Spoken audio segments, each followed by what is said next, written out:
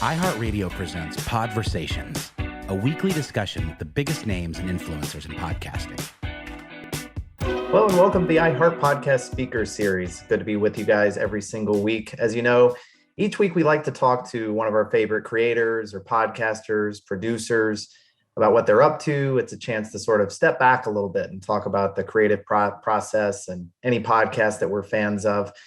And today I was excited. I was thinking about this podcast because, as everyone knows, iHeart distributes a lot of podcasts and we're pitched lots and lots of podcasts. And that's one of the most fun parts of the job is trying to think about podcasts that we want to make. Well, every once in a while, we're pitched a podcast by someone that we might expect it to go in one direction. And then we hear an idea that's just completely different than what we saw coming. And this was one of those. We're, of course, talking to Freddie Prinze Jr., a fantastic actor. And so when we knew we were hearing about a podcast, we did not see this one coming. I have to admit, I did not already know that he was a big and longtime fan of professional wrestling. But when I heard that fact, as someone who grew up also being a fan, I was pumped to have this conversation. So we're going to be talking a little bit about his podcast, about a couple of other things. But Freddie, thanks for joining us today. Thanks for having me, Will. Man, I appreciate it. That was a cool intro. I love it. I love this. I mean, again, like I said, when I first started talking to Giselle, who runs our Michael Churro podcast network, as you know, it's part of iHeart here, and we started talking about this podcast. She said, "You won't believe this conversation we're having here." So, I mean, I'll go back to the very beginning. As somebody who's very close to my grandmother, she's 94. She's a huge fan of basketball and football, so I talk to her a lot about sports. And the reason I bring that up is because the origin of your love of wrestling actually goes back to conversations and time you got to spend with your grandmother. Can you tell us a little bit about that? Yeah, my grandmother, her name was Maria Prutzel, which was our family's real name. My father changed it to Prinze when NBC asked him to, and he kept the Z. They wanted him to change it to Prince. But my mom wanted me to go to Puerto Rico and get to know that part of my dad's family and get to know my grandmother, even though my mom and grandmother did not get along. And it was not my mother's fault. My grandma was to blame on that one. But my mom still is to this day, a really cool chick like that. And she would fly me out there twice a year, every winter break and every summer vacation. I was out there a good 3.5 months a year. And my grandmother and I would watch like Japanese animation cartoons that were Americanized, like Silverhawks and G-Force and things like that. That's awesome. And then when the sun would go down, it was time for wrestling. And he called it lucha libre, regardless of what it was. We watched a lot of WCW, like NWA, and of course WWF. And there were very few luchadors in there, but to her, it was all lucha libre. And it was real. And I was a third grader. So if my grandmother says it's real, then it's real. It's real, 100%. And I believed everything she said. And so we're watching the matches and she's cheering at the screen and she's cursing, like using like bad language at the bad guys. And it was very Catholic, but this would just bring the best and worst out of her. Yeah. And so finally, after a couple of years of going out there, she takes me to San Juan to the Carlos Colon Arena there. And he was a famous wrestler back in the day. And we go in and I see a steel cage around the ring. And I'm like, oh my gosh, Grandma, it's going to be a steel cage match. And she goes, no, it's not a steel cage match. I go, what do you mean? There's a cage right there. She goes, no, that's for the fans to keep them out in case the wrong guy wins. And I said, what? And sure enough, man, like when the bad guy walked out, they were throwing their food at him. They were throwing beers at him. One guy got hit with a battery. This is the 1980s. So it was hardcore. And that was my very first live match. Mm-hmm. And so for me, she was an integral part of my life with wrestling and my love for it. So much so that when I took a job working there, which we can get into later, she was the first person I called after my wife. And on the crazy side of it, and there's a bit of a backstory to understand this, my wife did a movie with Dwayne "The Rock" Johnson. Yep. And my grandmother hates the man, hated him till the day she died. And if you asked her why, if you even brought up his name, like you would see like her ears would turn red, her like right around the crow's eyes that we all get around our eyes, it would get like beet red all the way back to her ears. And she would get so mad because The Rock, it sounds so ridiculous saying this. The Rock at one point was the people's champion, right? Yeah. He was anti-corporate. He was anti-Vince McMahon. He was anti-rich people, right? Everybody gets behind that. We're all tax haters. Oh, he makes more money than me. Screw him. So, and it was this ability to like hit your boss. Like The Rock got to punch his boss in the face. And you can relate and connect to that. Yeah, and that's a guy you can get behind. Well, The Rock turned his back on the people, and The Rock became the corporate champion. Yep. And he started wearing suits. And my grandmother, for whatever reason, no matter how many people told her, don't you understand? It's not real. It's scripted. She didn't care. If you brought that legitimate argument to her, she was so sick with it. She would literally go, he could have said no. And we'd be like, what? She'd be like, he's a big enough star. He could have said no. He turned his back on the people, so I turned my back on him. Now, when my wife did this movie with The Rock, my grandma then in turn stopped speaking to my wife. Wow. Until the day she died. They never spoke again. Oh, no. They never spoke again. Did you ever get a chance to tell Dwayne this? Does he know this? I think, yeah, he does. I told him at dinner one night. Yeah. Oh, I love that passion though. Like, obviously it's not great if people weren't on speaking terms and things like that. But that's still funny. Wow, though. that is amazing. Rest in peace. Where did she find her passion for professional wrestling? Where did that come from? She was born in Boca Raton, Puerto Rico, and that's life. Wrestling is life there. You know, it's like a Canadian not knowing who Bret Hart is. You know, it's just that doesn't exist. Every culture has their love for it in some way, shape, or form. If you go see a match in Japan, it's so quiet. And they clap at the smallest little things. Oh, I didn't know that. And there's so much respect there. Yeah. And in America, it's much more like the UFC, like, kick him, grab him by the throat. That's part of it.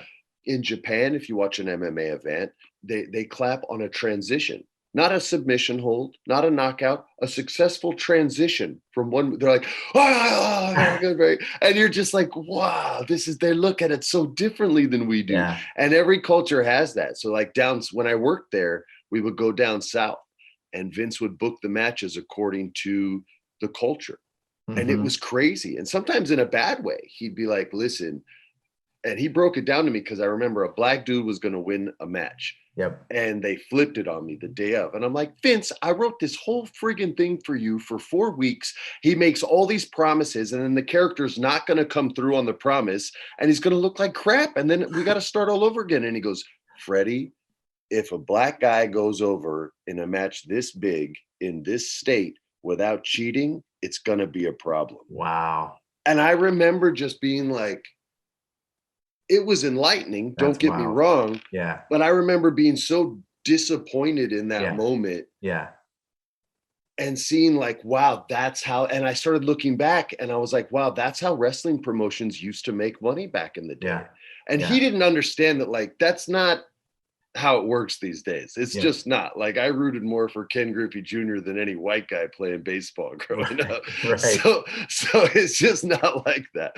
But to see that was the old way matches were booked and to talk to all those old school guys. Cause I remember I was trying to figure out my way on how to pitch them ideas. And my job was to get talent over, meaning help make these people a star. They got something, sometimes they didn't, but if they had something, you have to find it and you have to be able to put it on TV and showcase it. Sure. Oh, and by the way, they have no experience acting whatsoever. And you're just like, okay, here we go. And it was just, I was a snowball rolling downhill. And sometimes I would hit a tree and just get obliterated. And other times I would turn into a beautiful snowman and make a great story. But it was the craziest job, the best job, but the craziest job I've ever had. Now, you talked a little bit about it. I do love like the podcast. I think we're 11, 12 episodes in, and it is so fun to listen to. And we'll talk a little bit about some of the episodes, but I like that you go back through some of that history of your own and some of your connection to this. Now, how did you start working there? Can you tell everybody how that all got going? It was so just sort of meant to be. I went with friends. I would go with the Culkins and we would bet the matches. We would bet $100 a match. And for whatever reason, Macaulay Culkin would always win. Like he would take a good $800 to $1,200 off me a pay-per-view. Like it was ridiculous. I would never win. Even if I was certain. I remember we went to one match and I knew the guy was going to win and Mac knew he was going to win. And I don't want to say his name because the story has a bad ending, but he just took the other side of the bet because I took him first. And my guy got like legit hurt in the match and they had to put up the X, which means the guy's injured. And so he got pinned 1, 2, 3. I even lost that. So we go to WrestleMania in Florida and we're going to watch Ric Flair's retirement match. What year would this have been? Around what time?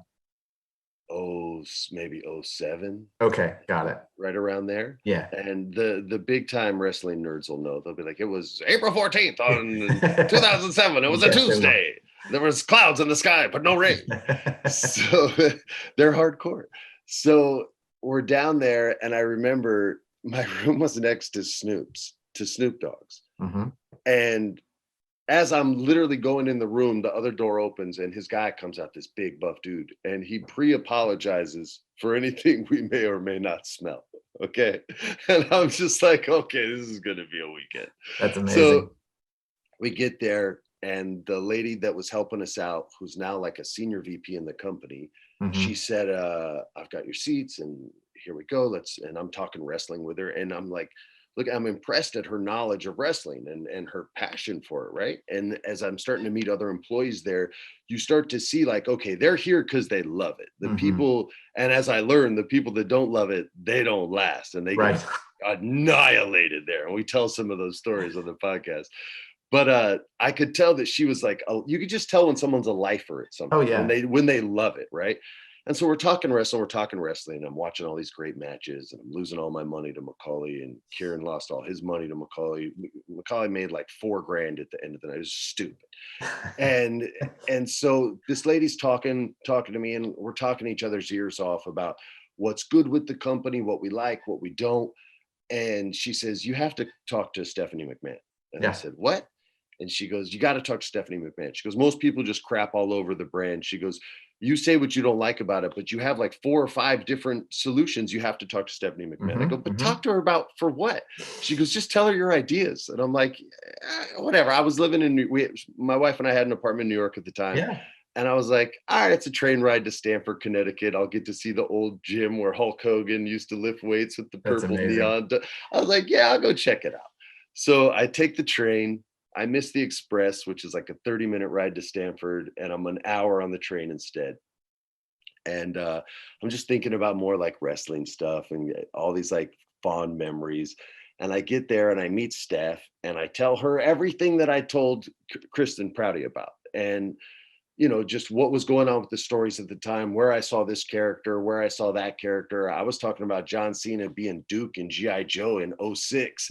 And now he's basically G.I. Joe as the Peacemaker now. Like, yeah. So when I finished my conversation with her, she goes, you have to talk to my dad. And I'm like, what is going on here? So I go and I speak to her dad, and I grew up without a father. All right. So my one kryptonite, no longer, I've cured myself of this, was if an older man called me son, that's like, it's like putting fresh bait out for a Tasmanian devil. Like, I'm like, what? So I have this meeting with Vince, and at the end of it, he says, well, we could really use you here, son. And I was like, yeah, okay. And I said it right away in the room. Okay. So I'm leaving and they tell me I got to meet with human resources and all this. And I'm like, I think you have to send this to my manager, my lawyer. And I'm taking the train home and I call Sarah and I go, hey, so I just took a job with the WWF or the WWE, but I called it the W. She goes, what are you talking about? You're going to be a professional wrestler? She thinks she's being pranked. Yeah. And I was like, no, I'm going to be like writing for him. She goes, what are you talking about? I go, yeah, I just said yes to Vince McMahon. I don't know. And she was like, oh my God, you're crazy. Call me when you get home. That is amazing. And she never says no. She knows I'm weird. So I took the job, and it was insane. The travel and me wanting to be a father were the only reasons why I quit. Yeah. Yeah. That is so wild. Now, in between when you were a kid and following it, watching it with your grandmother, and then taking this job, did you consistently follow professional wrestling for that period of time, or did it ever fall off the radar for you, or what? So I'm one of the few people that did not enjoy the Attitude Era. Yeah. So the matches I thought were some of the greatest that have ever been done, but the storylines got very too daytime talk showy for my taste, right? And the writers of that era have admitted that they modeled it after the Jerry Springer show, and that just was never my taste. It was never my sensibility. So I really went away from it, and my buddies would say, hey, you got to see this match, or we would just go to pay-per-views, and I would only have to watch amazing matches from some of the greatest wrestlers that'll ever be. But the storylines weren't there, so I had no emotional connection to it. And then I started getting back into it about a year before that WrestleMania through a friend of mine. And we both found each other at this like Dungeons and Dragons thing where he was talking wrestling and someone was talking trash, right? Yep. And I went over there and I was like, yo, man, I love professional wrestling. What did you just say? And he was like, oh, no. I mean, it used to be cool. I was like, oh, it used to be. All right. Well, we're not going to slander anything that I enjoy and anything that this guy enjoys. And he's like, hey, I'm Angelo. And I was like, hey, I'm Freddie. And we were like, oh, and it was just like a tag team was formed.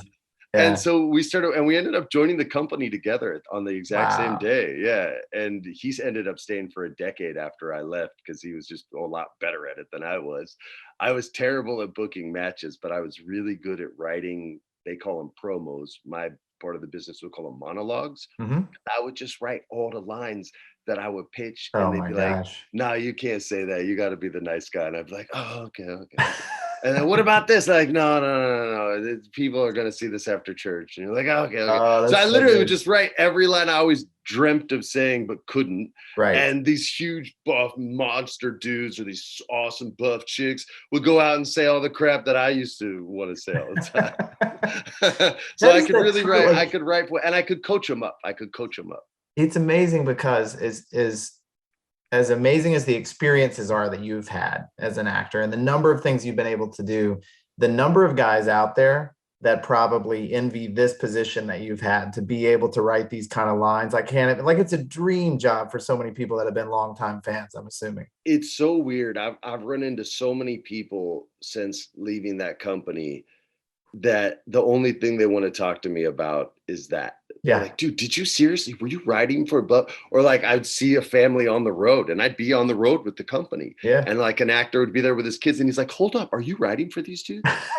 He's like, how do I get this gig? And I'm like, yeah, man. And he's like, I heard you retired. I go, I retired from that. I go, but he's like, dude, we got to talk about this, man. What's going on? And it'd be the only thing they want to talk about. Enough time has gone by now that now it's not, the first thing they want to discuss. But yeah, it's happened a lot where people are just like, wait, I even had Macaulay on the show because a lot of people always thought that he would have been a great addition to that creative team. And my philosophy is always it was just too strict and rigid, and Mac's not that dude. But even Mac said, yeah, I thought about it a few times. I thought about it one even I think it was probably right around the time I did it, because he's like, well, if he's crazy enough to do it, I'll do it better than he can.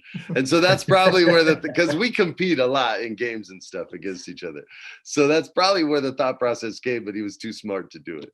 I think his love of wrestling was my second favorite fact that I've learned about him. The first, totally unrelated to any of this. My kids get such a kick out of, whether this was true or not, when Macaulay put it up for a vote what his middle name should be. And the winning name was actually Macaulay Culkin. So the idea was his name was Macaulay Culkin.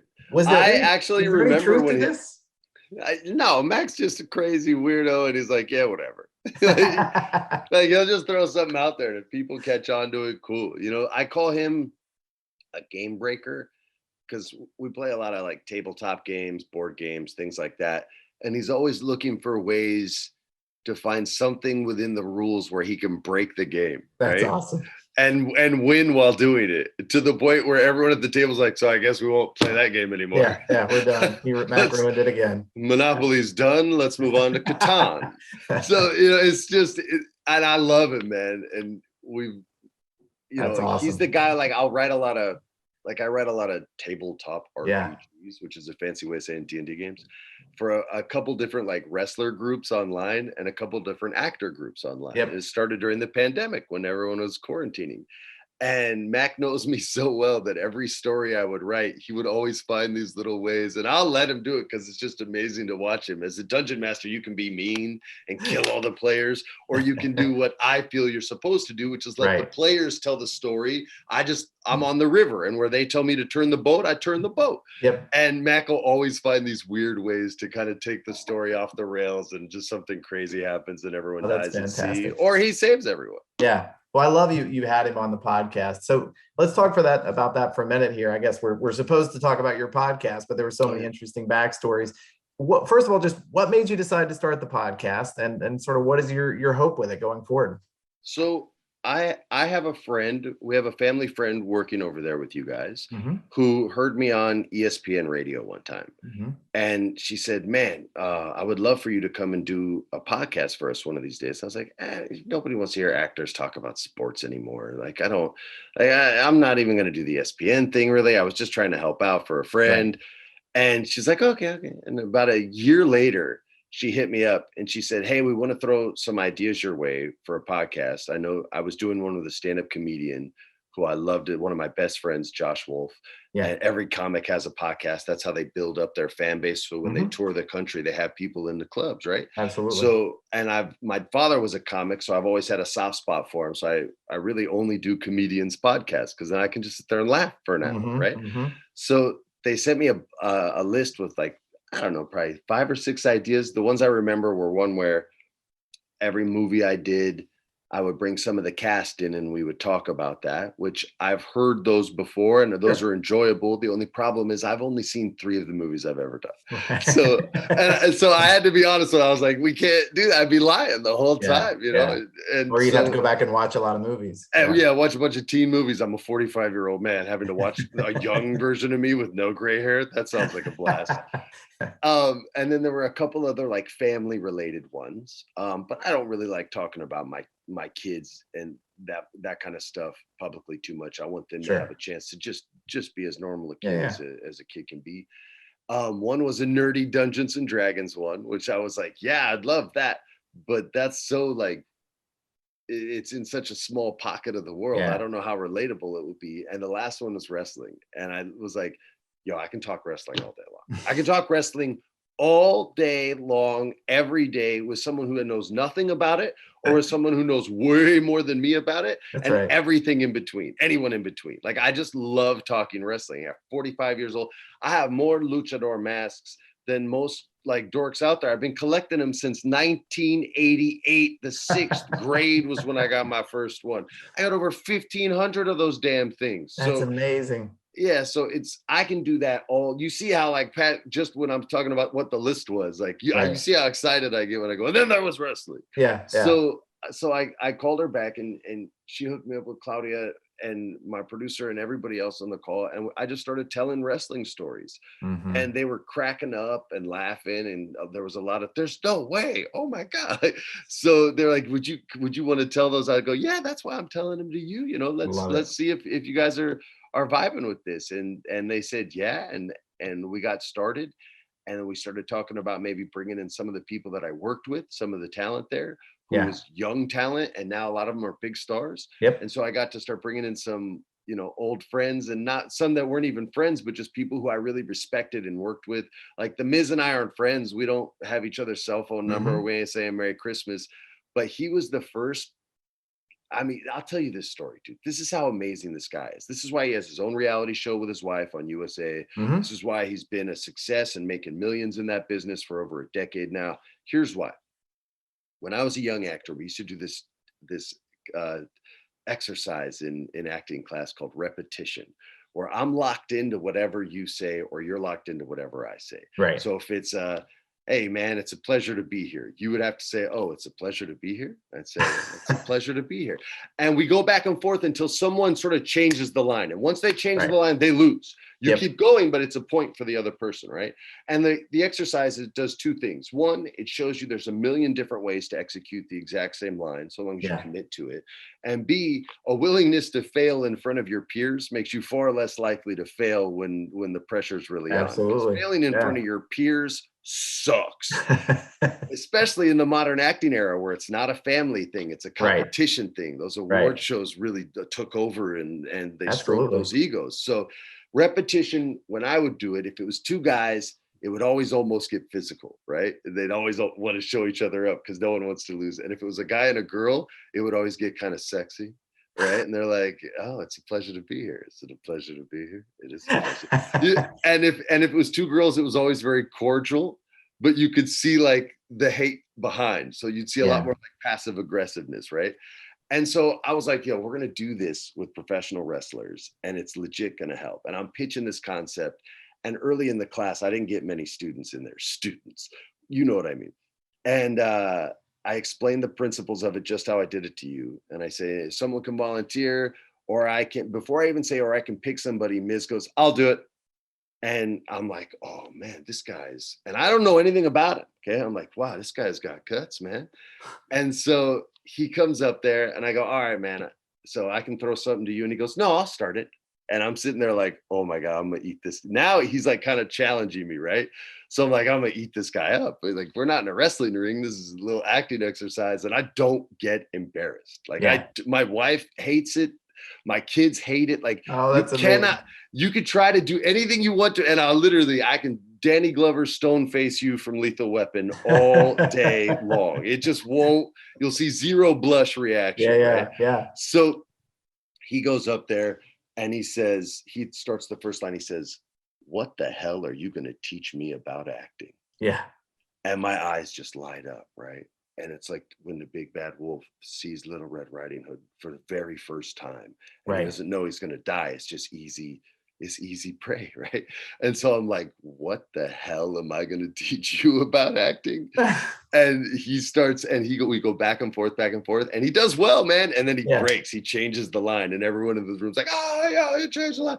But it was a conscious decision by him, because he knew no one else, and we talked about this years later, because he knew no one else was going to stand up because they were either too scared or didn't believe in me. But he did, even though he was acting like a jerk, he did believe in me.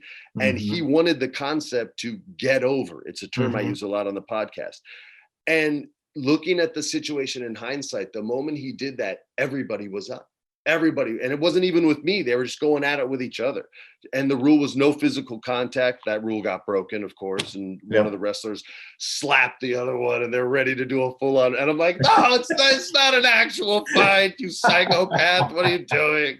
Like, but it was, I'm telling you, I loved every single minute of it because crazy crap like that would happen, man. I watched you remember Jim the Anvil Neidhart? Of course. Yeah. From the Hart Foundation. Yeah.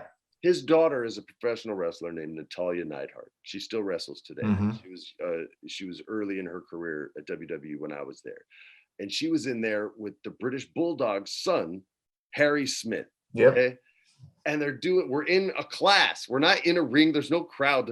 I wouldn't allow anyone to film it because I didn't want any of the agency in case someone crashed and burned. That could affect their career in a negative way. So it was a safe place to fail is how I described it. Yeah. And they're doing a repetition back and forth. And it's like, you don't belong here. I don't belong here. You don't belong. I don't. He goes, you don't. But she goes, can I curse? Or I don't want to curse. But she goes, F you. I belong here. Wow. And I mean, it is as loud and as full on open hand slap. It was so loud. No one said a word. The whole class just was dead quiet. Yeah. Harry froze. She's frozen, but breathing like, and I'm like, Natty, you can't hit people. She looks at me and she goes, I'm so sorry. And I was just like, yo, this is the greatest job. This is so good. Like every actor in the world wants this job just for one day. No one but me could handle it for more than a day. But every actor wants to do it for a day. Oh, that's awesome. Well, this is what I love about it. And anybody who hasn't listened to the podcast yet, this is the energy that Freddie brings to it. And I love that. Like the passion for it comes through. You can tell you're just having a blast. I hope you are genuinely having a lot of fun with the podcast. I really am. Me and Good. my producer, Alexis, we talk a lot about, Yeah.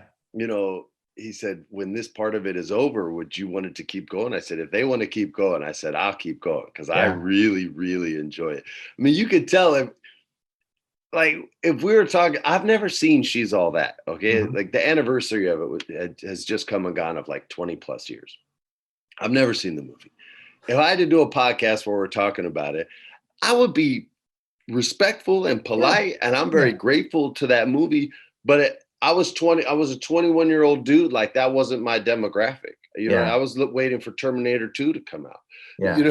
Or going to UFC fights before it was legal everywhere. Like that was more kind of my scene. So I would go and do the press line and I would, answer the questions and take all the pictures. And then I would go to Jerry's Deli and go bowling. Wow. And I did that for everything but 3 movies. I've seen 3 movies. That's it, man. Well, I love it. Like I said at the top, this is the best kind of podcast is when you get. Oh, dude, that's super nice for you. A little bit for real. surprising. That's super nice of you to say. But somebody that is truly passionate about a thing and brings that energy to it. So again, for everybody watching, for everybody listening, if you haven't checked it out, like I said, I think we're 12 episodes or so in, but it's WWF, which is Wrestling with Freddie. I love that it worked out that way. You guys should definitely go check it out. And Freddie, we genuinely appreciate it. We love being partners with you. And thanks so much for joining us today. No, man, I'm telling you, I wasn't nervous coming in. I wasn't anything coming in. I grew up surfing. So I ride the wave as it comes. And if it's a good one, cool. And if not, there's always the next one. So I saw the wave and I was like, I'm going to paddle out for that. And I hope it's a good one. And I've loved it. It's like a nice 3-foot slow roller that just takes you all the way into the shore. It's, they're about a half hour to 45 minutes sometimes. Yeah. I'm not completely annihilated at the end of the day. It doesn't sour the way I feel about the business, which I think is a concern for a lot of podcasters is if you get too inside, if you know how the magic trick's done, it's like, I don't remember the name of the movie, but it wasn't The Illusionist. It was the other one with Hugh Jackman and Christian Bale, and Christian Bale's character is going to do a bullet catch, and his wife won't let him do it. And he shows her how to show her that it's safe. And then he says, the bullet was never in the gun. And she looks at him and she's like, oh, when you say it like that, it's not that special. And the look on his face it's hard. He's heartbroken because he cares about magic the way I care about wrestling. Yeah. And so you get nervous that it's going to spoil it. And I think maybe that's why more people don't, because they don't want it to get ruined, but it hasn't for me. It's given me this whole new, different appreciation. I've started watching even more wrestling than when I started the podcast. And I'm so excited for the future of it because there's so many young, talented wrestlers out there today that even people I didn't work with, I'm like reaching out to on social media. I'm 45. I'm reaching out to people on social. I would never dream that I would do that. And I'm like, hey man, big fan. I'm 25 years older than you. Big fan. Would you like to be on the podcast? I love the discipline that you've showed and the character you've created. That's awesome. And they're like, yeah, dude, I loved you in Scooby-Doo. I'm just like, okay, great. So I've loved every moment of it. And I hope it doesn't end, man. I'm having a blast. Absolutely. Well, you can hear that. It's loud and clear, which is just awesome. So, well, it was good to see you, Freddie, and take care. And to everybody else out there, thanks for spending some time with us, and we will see you again next week.